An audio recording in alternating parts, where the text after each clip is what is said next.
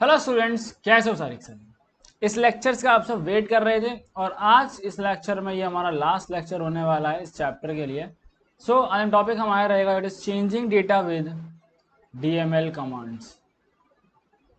सबसे पहला आपका होमवर्क है कि आपको डीएमएल का फुल फॉर्म बताना है कमेंट करके, ठीक है। ओके, कि हम डेटा को कैसे चेंज करेंगे, कैसे हम डेटा इंसर्ट करेंगे, ये सारी चीज़ें आपके लिए बहुत ज़्यादा इंपॉर्टेंट है। इसके बारे में हम अभी इस लेक्चर में बात करने वाले हैं। ओके ना, बिफोर प्रोसीडिंग आप लोगों से एक बात कहना चाहूँगा कि हमारे इस चैनल पर डेली अप्रोक्सीमेट 8 to 10,000 बच्चे हमारे पढ़ रहे होते हैं। तो आप लोग चैनल को सब्सक्राइब भी कीजिए ताकि हम और भी स्टूडेंट्स तक पहुंच पाएं और ऐसे ही अपना सपोर्ट बनाए रखिएगा। सबसे बड़ा टॉपिक है हमारा, दैट इज हम सीखेंगे inserting data into table. Because जब तक हम डेटा इंसर्ट नहीं करेंगे टेबल में तब तक हम हमारी टेबल क्रिएट नहीं होगी, और बेटा जब तक टेबल क्रिएट नहीं होगी तब तक आप कोई भी मैनिपुलेशन, कोई भी कंडीशन, कोई भी extraction basis on a condition नहीं कर सकते हो। Okay, that is inserting data into table. सबसे पहली कमांड इसमें हमारे पास है, दैट इज, चलो कमांड से पहले ही समझ लो हमारे पास कितनी कमांड है। हमारे पास 3 कमांड है। पहली कमांड है insert command, next we have delete command and third one we have update command. हम तीनों कमांड के बारे में इस वीडियो में पढ़ने वाले हैं। सबसे पहली कमांड है number A is insert into command.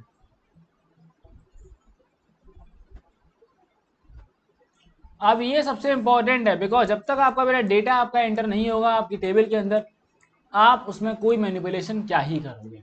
तो देखो, और अगर आप ये चाहते हैं कि मैं आपको एसक्यूएल प्रॉपर चला के दिखाऊं, जो चीज़ मैं थ्योरेटिकल पढ़ाई है वो प्रैक्टिकल में देखना चाहते हो, तो आप कमेंट करके बता देना और साथ में सपोर्ट बनाए रखो।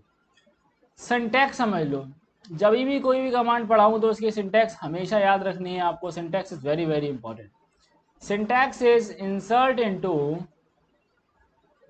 उसके बाद क्या लिखेंगे हम, टेबल का नेम। क्या लिखेंगे, टेबल का नेम, और यहाँ पर आपकी कॉलम की लिस्ट, जो भी आपके टेबल में उस कॉलम जिस तरह भरे हुए हैं उस तरीके से।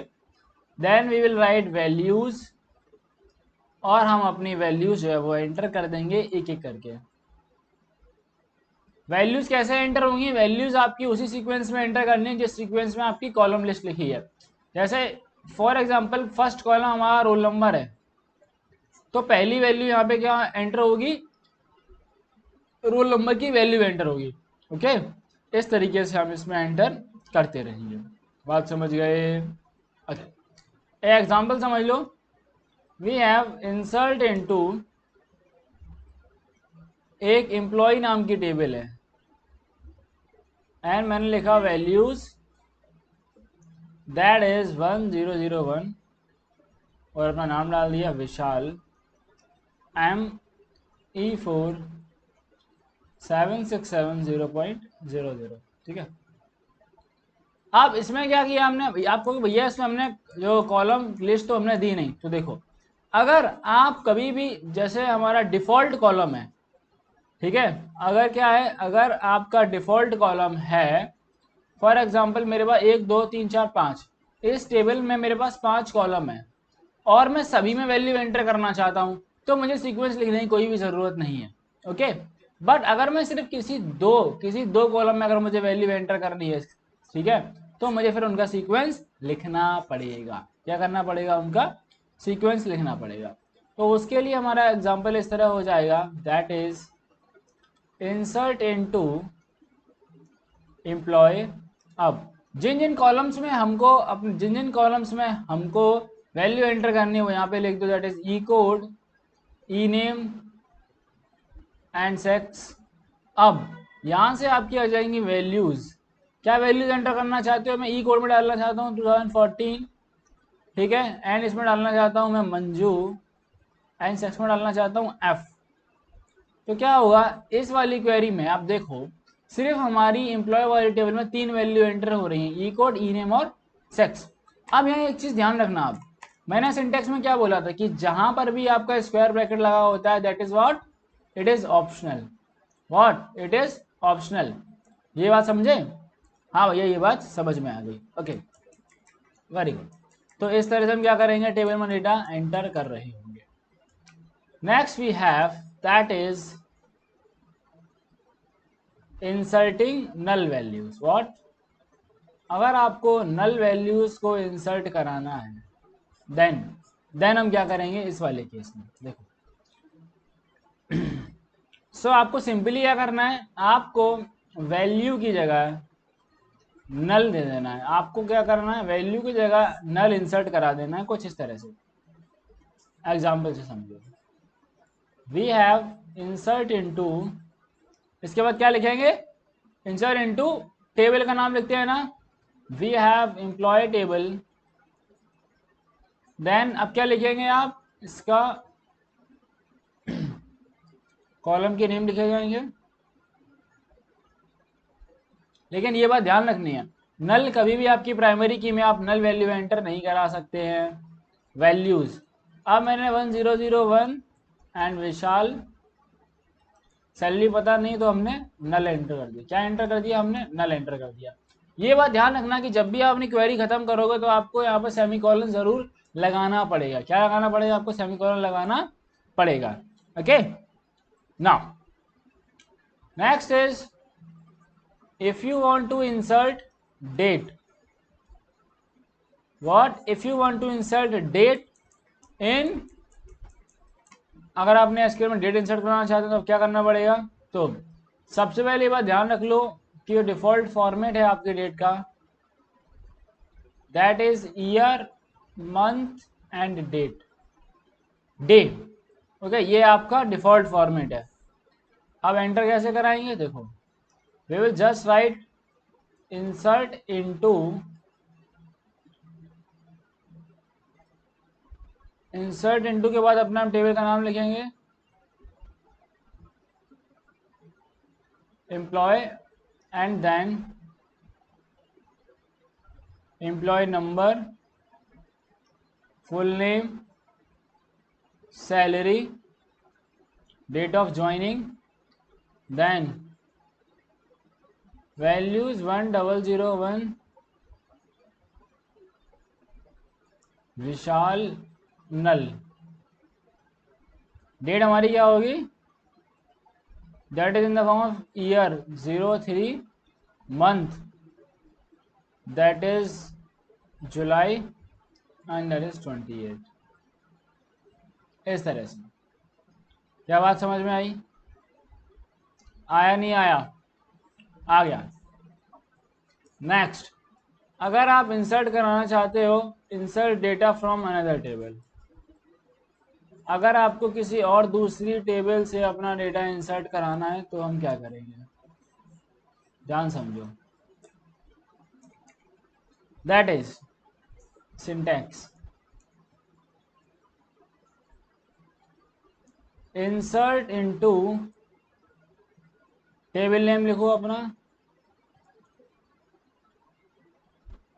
और आपको क्वेरी लिखनी है, ठीक है, क्या लिखनी है, इसके बाद अपनी क्वेरी लिख देनी है। नाउ अब कंडीशन है इसकी कुछ, इसकी क्या है कुछ बेटा, इसकी कंडीशन है। कंडीशन को आप समझ लो। पहली कंडीशन क्या है, that is both table should be created, both table should be created, यानी कि इसका मतलब ये है भाई आपकी दोनों टेबल एग्जिस्ट करनी चाहिए। क्या होना चाहिए, आपकी जो दोनों टेबल हैं वो एग्जिस्ट करनी चाहिए। बिकॉज अगर हम देखो जिस टेबल से डेटा ले रहे हैं वो टेबल भी होनी चाहिए और जिस जहां डेटा रखेंगे वो टेबल भी होनी चाहिए। और एक सबसे important condition, that is number of column should be match, number of column should be match. आपके जो नंबर ऑफ कॉलम्स हैं वो आपके दोनों ही टेबल में इक्वल होने चाहिए। कैसे होने चाहिए, इक्वल होने चाहिए। अब आपकी क्वेरी किस प्रकार हो सकती है, एक एग्जांपल समझो। Insert into employ table, what, insert into employ table, then select star, पूरी टेबल सिलेक्ट कर ली, from old employ and now where gross salary is greater than 8000। क्या होगा, अब जिस जिसकी ग्रॉस सैलरी 8000 से ज़्यादा होगी उसकी सिर्फ पूरी जो टेबल, क्योंकि हमने सिलेक्ट स्टार किया, हमने क्या किया, सिलेक्ट स्टार किया, तो सारी एंट्री जो है वो हमारी अगली टेबल में आ जाएंगी। क्या होगा, हमारी सारी एंट्री जो है अगली टेबल में आ जाएंगी। क्या ये बात समझ में आई? ओके, ना अब हम सीखेंगे updation. So first is modifying data with update command. Update command that is, देखो हम लिखेंगे अपडेट, किस कॉलम को अपडेट करना चाहते हैं, इसमें अपडेट आइटम करना चाहता हूं। अब क्या अपडेट करना है, set roll number equals to 400 where roll number is equals to 300। Set roll number equals to 400 where roll number is equals to 300। okay, now if we want to update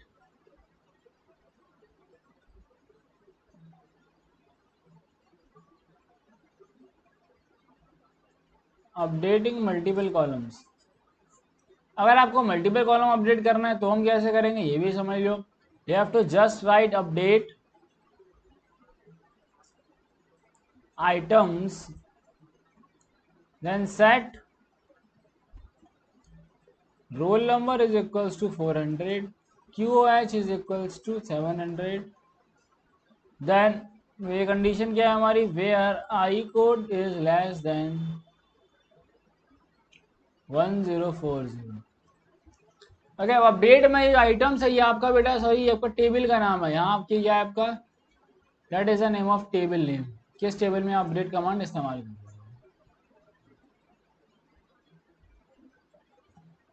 and then यहाँ पर अगर आप multiple updation करना चाहते हो तो आपको column में इस तरह लिख देना है। ओके ओके, नाउ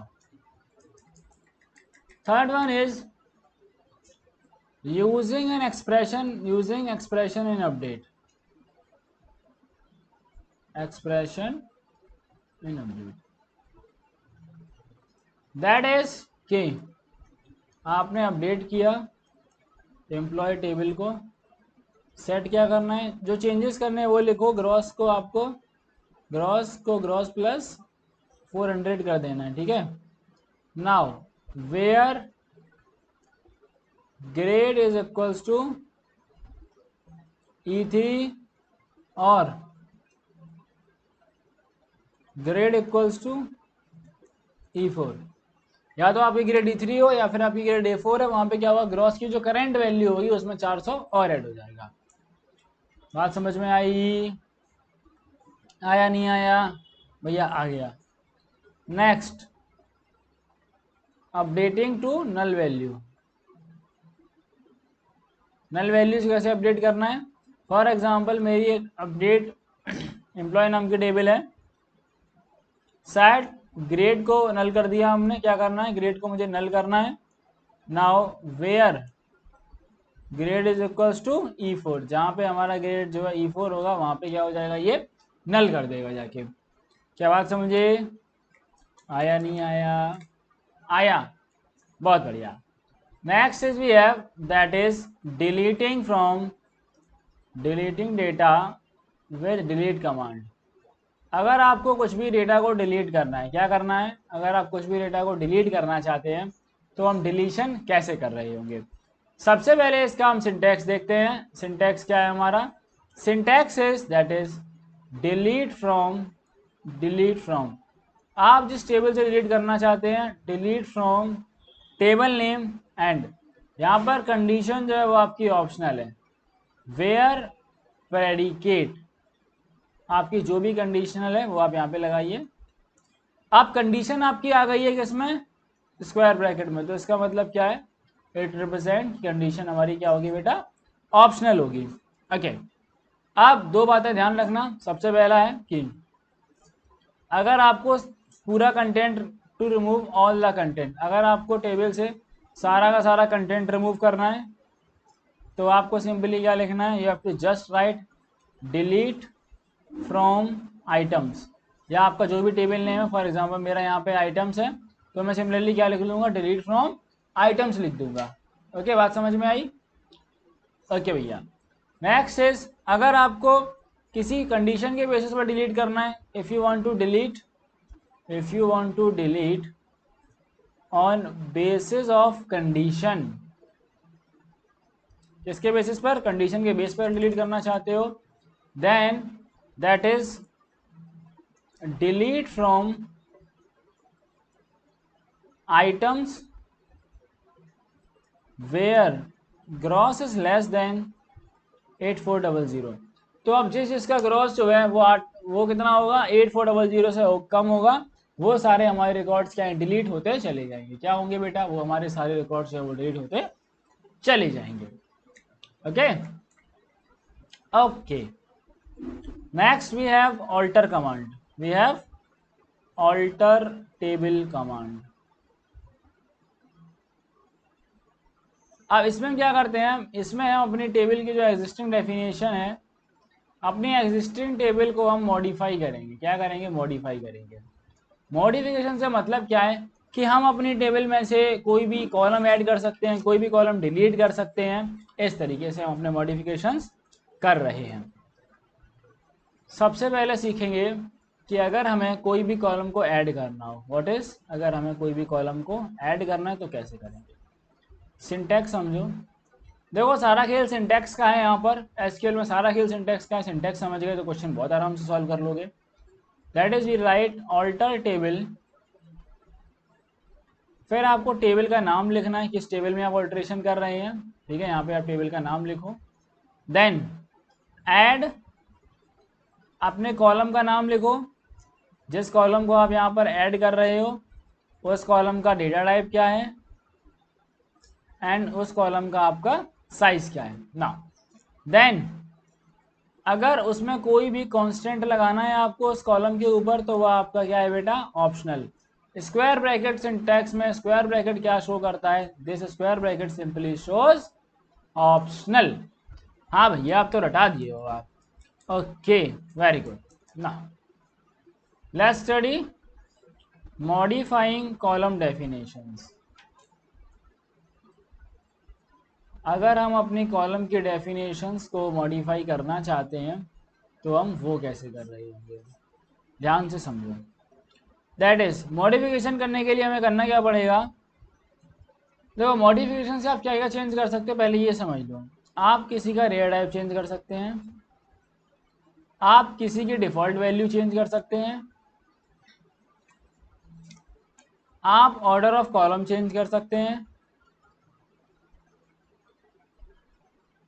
आप किसी का साइज चेंज कर सकते हैं कॉलम का, आप नॉट नल कंस्टेंट चेंज कर सकते हैं।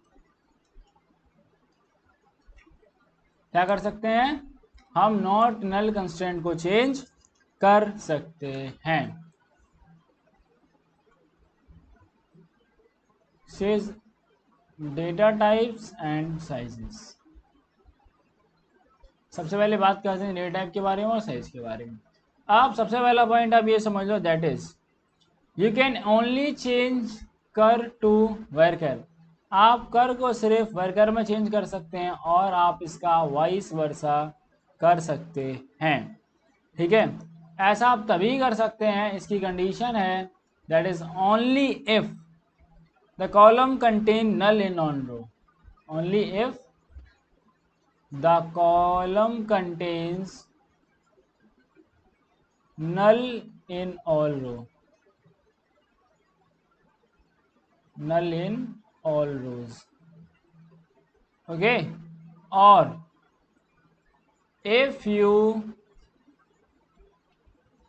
don't attempt to change the column size, अगर आप कॉलम के साइज को नहीं चेंज कर रहे हैं तो आप कर को वर्कर में चेंज कर सकते हैं और वर्कर को आप कर में चेंज कर सकते हैं। ये दोनों कंडीशन ध्यान में आपको रखनी है। ओके, नाउ दूसरा पॉइंट भी सिमिलर है। दूसरा पॉइंट भी यही कहता है कि you can only change, you can change any column data type. आप कॉलम का किसी भी डेटा टाइप को चेंज कर सकते हैं और डिक्रीज एनी कॉलम साइज, आप कॉलम का साइज तभी डिक्रीज कर पाएंगे if all the column contains null, अगर आपके कॉलम में नल कंटेन होता है। एक्चुअली इससे होगा क्या, देखो अगर आपने फॉर एग्जांपल आपके कॉलम में वैल्यूज है और आपने साइज को 10 से हटा के 5 कर दिया, तो आपका जो वैल्यू एंटर्ड वैल्यू थी उस पर आपका अफेक्ट आएगा, आप डेटा अपना रिड्यूस कर देंगे। ओके, इसलिए ये सारे रूल्स हैं। Next is but you can always change increase the size of a cur or varchar column or the precision of numeric column. अब देखो आप कैर में और वेरकर में साइज को हमेशा बढ़ा सकते हैं, डिक्रीज करने में कोई रूल नहीं है, सॉरी डिक्रीज करने पे ही सारे रूल हैं, इंक्रीज करने में कोई रूल नहीं है। बिकॉज अगर मैंने मान लो करेक्टर ऑफ 5 ले रखा है, ठीक है, और मैंने कुछ भी करेक्टर एंटर करा दिया जैसे 5 क्या INDIA, तो ये कितना है 5 करेक्टर का है, ठीक है, इंडिया। बट अगर मैंने अब इस करेक्टर को मैंने रिड्यूस कर दिया, क्या किया बेटा, अगर मैं इसको रिड्यूस करता हूँ, ध्यान से समझना मेरी बात, मैंने रिड्यूस करके मैंने इसे करेक्टर ऑफ 3 कर दिया, क्या किया 3 किया, तो कितना रह जाएगा, this will be only IND बचेगा ना। तो यहाँ पे अल्टीमेट हमारा क्या हो रहा है, अल्टीमेट हमारा लॉस ऑफ वैल्यू हो रहा है। क्या हुआ यहाँ पे, हमारा अल्टीमेट लॉस ऑफ डेटा हो जाएगा, रिड्यूस करेंगे। बट अगर मैं इस करेक्टर 5 को अगर मैं यहाँ करेक्टर ऑफ 10 कर देता हूँ तो मुझे कोई भी दिक्कत नहीं है, बिकॉज मेरा मेरा जो डेटा है वो बिल्कुल भी लूज नहीं हो रहा है। हमारा डेटा क्या हो रहा है, बिल्कुल भी लूज नहीं हो रहा है, और हमारा टारगेट क्या है कि हमें डेटा अपना लूज नहीं करना है। Okay, now next is default values. अगर आप डिफॉल्ट वैल्यूज में कोई भी चेंज करोगे, पहले सबसे डिफॉल्ट वैल्यू होती है, डिफॉल्ट वैल्यू का मतलब है कि अगर मैंने किसी भी कॉलम पर डिफॉल्ट वैल्यू लगा रखी है, मैंने for example default value roll number पे डिफॉल्ट वैल्यू लगी है मेरी दैट इज 10, तो अगर यूजर अपनी तरफ से कोई भी वैल्यू एंटर नहीं करता है तो हमारे जो 10 रोल नंबर को जो है रोल नंबर की वैल्यू 10 कंसीडर कर ली जाएगी। बात समझ गए, समझ गए। अब क्या है कि अगर आपने कोई भी मॉडिफिकेशन किया किसी भी कॉलम की डिफॉल्ट वैल्यू में, तो आपके मॉडिफिकेशन के बाद जितनी भी न्यू एंट्रीज होंगी या जितनी भी न्यू वैल्यूज आप एंटर करोगे उन पर आपकी जो नई वाली डिफॉल्ट वैल्यू है वो इम्प्लीमेंट होगी, ठीक है। फिर आप जो नई एंट्रीज करोगे वो आपके नए डिफॉल्ट वैल्यू के हिसाब से डेटा इसमें एंटर हो रहा होगा। Okay okay, next is integrity constant. Constant नहीं है, कंस्ट्रेंट्स है, ठीक है, कई बार हमको भी कंफ्यूजन हो जाती है।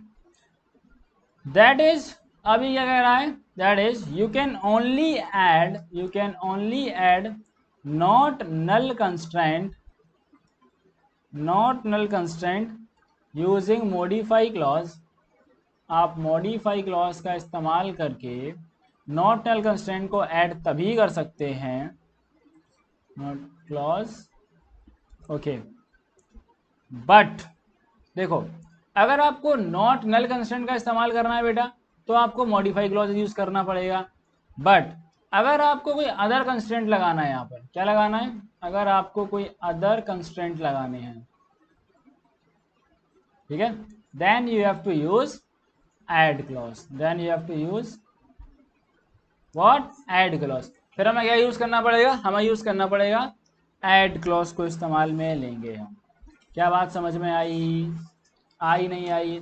अगर आया हो तो ये लेक्चर लाइक हो जाना चाहिए और चैनल हमारा सब्सक्राइब जल्दी से कर लो यार, बहुत जल्दी। 10,000 कब करवाओगे तुम लोग यार, बहुत टाइम हो गया बेटा। देखो समझते हैं हम ऑर्डर ऑफ कॉलम हम कैसे चेंज करेंगे। आप पहले तुम बोलो भैया ऑर्डर ऑफ कॉलम का मतलब बताओ, मतलब ही नहीं पता।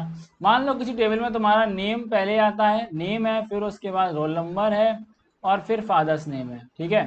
तो हम चाहते हो, ये फादर नेम तो दिख नहीं रहा होगा, एक काम करता हूँ, इधर लिख देता हूँ, नेम है, रोल नंबर है और फादर्स नेम है। ऐसे हमारे 3 कॉलम बने हैं।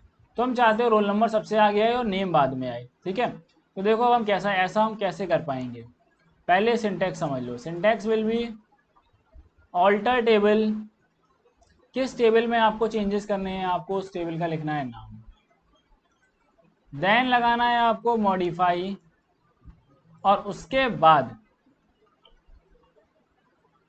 बाद आपको simply column name new data type. देखो ये जो मैंने आपको बताया, ये आपका बेटा दिस इज ओके। आप सिमिलरली से ठीक है, यहाँ पे आपको लिखना है अपना कॉलम का नाम, देन न्यू डेटा टाइप अगर कोई देना चाहते हो तो, और न्यू साइज, और फर्स्ट एंड आफ्टर। अगर आपको उस कॉलम को सबसे पहले लेके आना है तो हम फर्स्ट लगाएंगे, अगर आपको किसी पर्टिकुलर कॉलम के बाद लाना है तो आप आफ्टर लिखने के बाद उस कॉलम का नेम लिख दोगे। एग्जाम्पल समझ लो, हमारे पास 2 एग्जाम्पल हैं। जैसे मैंने लिखा ऑल्टर टेबल एम्प्लॉय AMP, और मैंने दिया मॉडिफाई जॉब करेक्टर 30। तो इसमें क्या हुआ, इसमें हमने जो हमारा जॉब वाला कॉलम है उसको मॉडिफाई किया है। हमने जॉब वाला कॉलम को हमने उसका जो साइज है वो मॉडिफाई कर दिया है, ठीक है। और ये तो मॉडिफिकेशन हो गया। Next is that is alter table EMP modify roll number int first. What? Modify roll number int first. तो हमने सिंपली क्या किया है, हमने यहाँ पे मॉडिफिकेशन में रोल नंबर अपना कॉलम लिखा और ए टाइप लिखा। और फर्स्ट का मतलब क्या है, फर्स्ट का मतलब है कि ये मेरा कॉलम जो है सबसे पहले आ जाएगा। आप टेबल में क्या होगा, ये कॉलम मेरा सबसे पहले आ जाएगा। क्या बात समझ में आई? Next is we have that is changing a column name.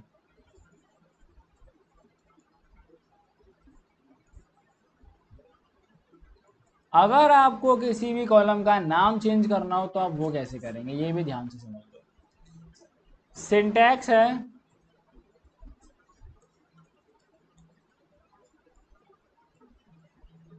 Alter table, हम लिखेंगे चेंज, जिस कॉलम को भी आप चेंज करना चाहते हैं, एंड देन चेंज के बाद हमें ओल्ड कॉलम नेम लिखना है, फिर न्यू कॉलम नेम लिखना है, new column name and definition, उसके डेफिनेशन लिख देंगे। ओके, एग्जाम्पल समझो यार। एग्जाम्पल है ऑल्टर टेबल, और यहाँ पर हम एक चीज़ भूलते हुए, यहाँ हम टेबल नाम तो लगाएंगे। ऑल्टर टेबल के बाद हम यहाँ लगाएंगे टेबल का नाम स्टूडेंट टेबल।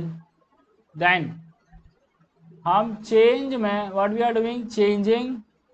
ओल्ड नेम हमारा था एफ नेम, नया नेम हमने रखा है फर्स्ट नेम, और उसका डेटा टाइप हमारा वर्कर ऑफ 20।